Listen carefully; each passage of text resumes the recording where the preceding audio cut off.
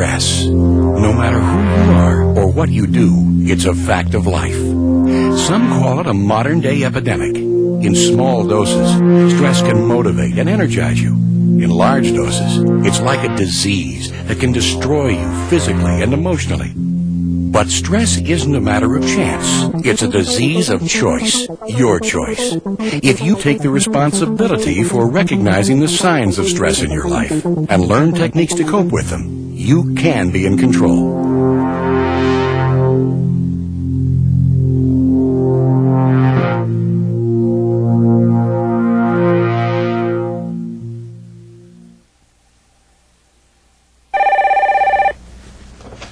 Yes. There's a Mark Sullivan here to see you. Oh, tell him to come on in.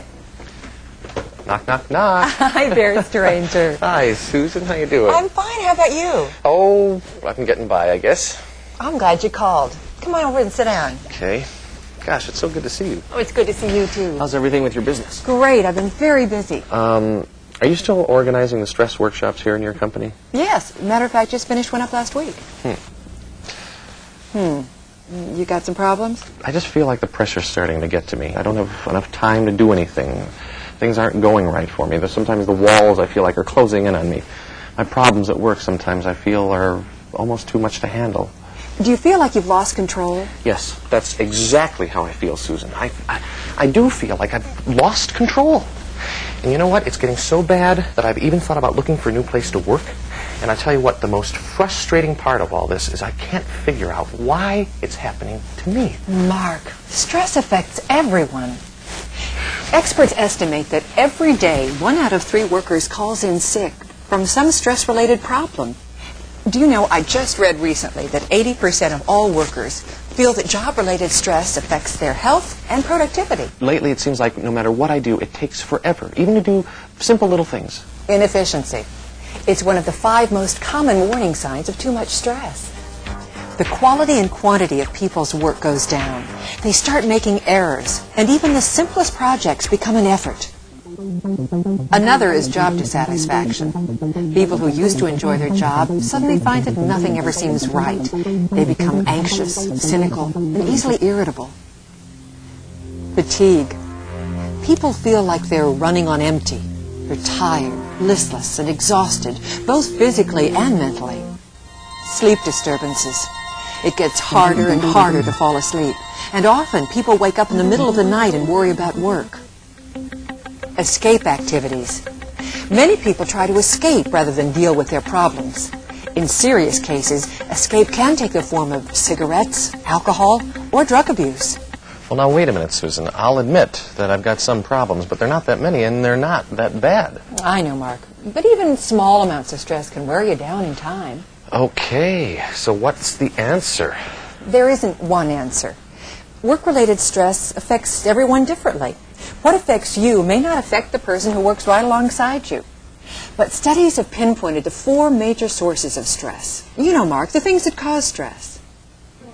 First is time pressures. In our company, and almost every company, people say this is one of the main causes of stress. No matter how hard they work, the day always seems too short to get everything done. Number 2, inadequate feedback on performance. We all need feedback on how we're doing. And when we don't get it, we worry a lot about how we're doing, and that causes stress. Number 3, unrealistic expectations. Everyone wants to be thin, tan, and president of the company. We're told never to settle for second best. But often people are unable to strike a happy balance between their dreams and reality. Number 4, lack of goals. Many people don't know where they're going, both personally and professionally. Without clear and specific goals, they can't be sure, and that usually causes stress.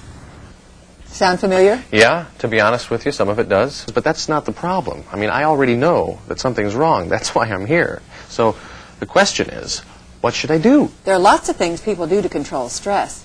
Now, I'm no expert, but I'd be happy to show you the 7 techniques for controlling stress that I suggest to people. Fire away. Okay. But first I want to ask you a question. Can you tell me exactly what causes your stress? Are you kidding? That'd take all day. I've got a list a mile long. Do you know that's how everybody feels? Take Valerie across the hall. Do you know what she said when I asked her about her stress? I'm under a lot of pressure. I'd like to do something, but there are so many things that bug me. I don't know where to start. Bingo. Well, where do you start? Same place she started, with a stress inventory. Before you can begin to take control, you need to pinpoint exactly what's causing your stress. Write down everything you can think of that makes you feel out of control, and be specific.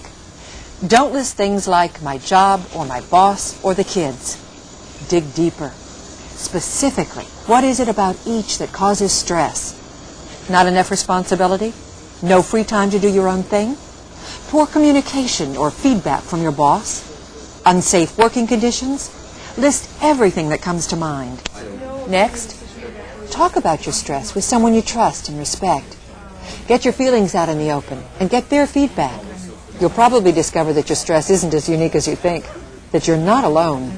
You've already taken that step by coming here to see me today. Yeah, and I have to tell you, it wasn't all that easy.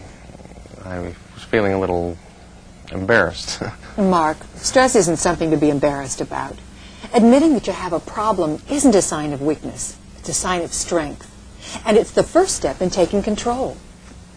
Yeah, I guess you're right. Well, what's next? You tell me. The first thing that comes to mind is something that you already mentioned, time.